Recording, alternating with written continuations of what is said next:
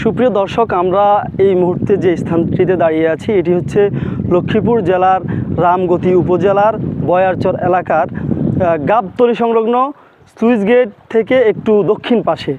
এই স্থানে এসে আসলে যেটি দেখলাম, এখানে মেঘনার কিন্তু ভয়াবহ ভাঙন দেখা দিয়েছে এবং এখানকার ভাঙনে এই জনপদের প্রায় 10,000 মানুষ এখান থেকে বাড়িঘর রেখে অন্যত্র চলে গিয়েছে, বাড়িঘর নদীগর্ভে বিলীন হয়ে গিয়েছে এবং এখানকার মানুষগুলো খুবই দুর্বিষহ জীবনযাপন করছে। এখানকার মানুষের সাথে আমরা কথা বলেছি, তারা জানিয়েছেন অন্তর্বর্তীকালীন যে সরকার রয়েছে তাদের প্রতি তাদের একটাই দাবি, যেন একটি টেকসই বেড়িবাঁধ নির্মাণের মাধ্যমে এই জনপদের মানুষগুলোর জন্য একটি স্থায়ী সমাধান নিশ্চিত করে।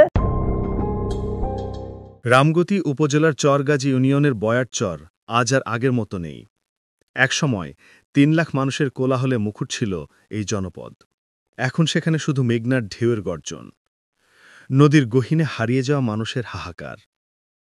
4 দশক আগে এখানে ছিল সবুজ মাঠ, স্কুল, মসজিদ, কবরস্থান, ছিল জীবনের স্পন্দন। কিন্তু ভয়ঙ্কর নদী ভাঙন আজ কেড়ে নিয়েছে সব। 2 দশক আগে নদী রক্ষায় নির্মিত বেড়িবাঁধ কিছুটা স্বস্তি দিলেও তা বেশিদিন স্থায়ী হয়নি। বর্ষা পেরোতে না পেরোতেই ভাঙনের মুখে এখন বাকি অল্প কিছু জমি আর অসহায় কয়েকটি পরিবার। বাড়িঘর হারিয়ে অনেক পরিবার আজ নিঃস্ব। তারা নদীর তীরে কোনোরকম ঝুপড়ি ঘর বেঁধে পরিবার পরিজন নিয়ে বসবাস করছেন। বস্তা পরা 100 বস্তা আনি ঘরের পাশে দিছি, সব নদী লই চলে গেছে, জোয়ারের পানির বাইরে সব লই চলে গেছে।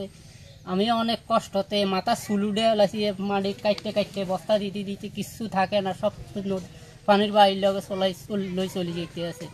এইভাবে ঘরগুলো অনেক রোডের কানে দেখবেন অনেকগুলো ঘর আছে ফরিন না, ওরা যেন এখানে 2 মিনিট খাইবো কোনো ঘরটা নাই। আত্মীয় স্বজনের বাড়িতে আছে, কেউ সারবাদি থাকে, অনেক গরুগুলো আছে সারবাদি, দেখবেন সারবাদি আছে।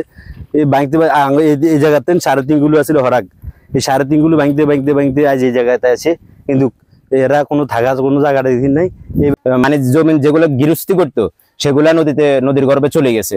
এখন বর্তমান তাদের বসত বাড়ি ভিটাটা আছে। এখন এই মুহূর্তে যদি অন্তত টিকসই সিসি ব্লক দেয় তাহলে অন্তত তাদের ভিটাটা হইলেও থাকবে। আমাদের মাত্র 6 কড়া জমিন আছে এখানে, ওটা এখন নদীর পাড়ে প্রায় চলে আসছে।